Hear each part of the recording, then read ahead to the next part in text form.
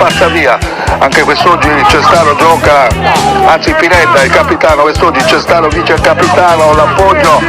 al Carbonia che sta scattando sulla tre quarti campo avversaria con Nicola Serra, appoggio a Pineda, avanza il playmaker, il pirlo del Carbonia, Pineda, ancora lui, Pineda in possesso del pallone, buon controllo, appoggio il pallone a Serra, avanza il Carbonia, ancora Serra, gran tiro e la palla che termina deviata in calcio d'angolo.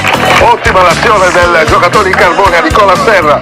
che ha sparato un gran destro, la palla deviata leggermente dallo stinco di un avversario, è finito il calcio d'angolo. Il Carbonia che si è disteso molto bene in attacco, gioca contro la seconda formazione della classifica, una formazione che è nata per vincere il campionato, si sta battendo come sempre alla grande il Carbonia di Marco Mariotti, la rimessa dall'angolo per la formazione minerale con numero 24, pronto alla battuta Marco Russu, l'ex Torres,